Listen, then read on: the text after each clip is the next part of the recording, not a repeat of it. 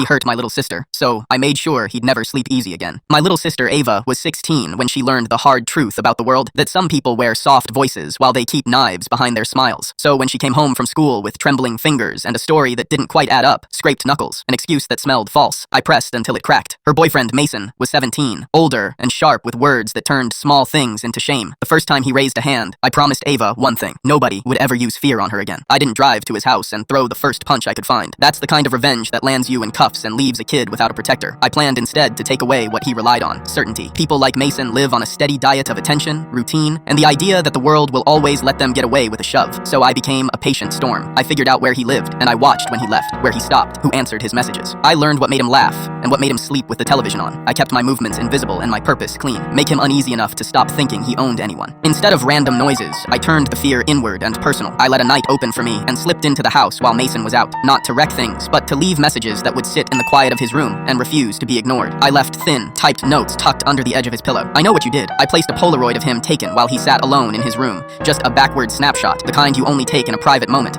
on top of the bedside lamp where he would find it when he turned on the light. I put a single plain card on the bathroom mirror with the same 3 words, and one folded letter in the pocket of his jacket on a hook by the door. None of it was violent. None of it bore threats. It was just close enough to home to erode the assumption that he could sleep with the world intact. When he came back and found them, Mason's laugh died in his throat and stayed gone. As Mason's nights shortened and his patience frayed, his bravado thinned in daylight. He started arriving late for shifts, scowling more, snapping at friends who used to follow him like satellites. People began to notice the twitch at the corner of his eye, how he checked the street before he crossed it, how he kept his door locked with a key he used once and then double-checked. The final act had to be simple and undeniable. I knew where he liked to walk alone, a short path by the river where shadows fall early and there's no one to interrupt you. I baited the scene with nothing more than timing, a message sent that would bring him there on a night he thought he was going to scare me instead. He'd texted once, full of threats and hollow courage, and I knew he'd come. This time, when he rounded the bend, it wasn't my anger that met him. It was a figure in the trees, a silhouette with a voice muffled by a mask, and every step measured like a metronome. He stopped before he reached me, chest heaving, eyes wild with the sort of fear that's born when somebody else controls the moment. I didn't raise my voice. I sat where the path widened, letting the darkness shape the rest. Don't ever touch her again. The words were small, final, like a judge's sentence in a quiet court. His bravado cracked into animal panic. He stumbled back, found nobody, and ran fast. He didn't come back. Months later, Mason keeps to himself if he's seen at all. He sleeps poorly, avoids the corner where Ava is at school. His silence is a lesson. Ava also broke up with him, so they aren't together, and I made sure when I followed Mason to school one day and saw her purposely avoid Ava when she bumped into him. I gave a coward the one thing he feared most, the absence of control, and watched him decide flight over fight. If anyone asks whether I'd do it again, I don't hesitate. I'd walk that road 100 times if it meant she could laugh without looking over her shoulder.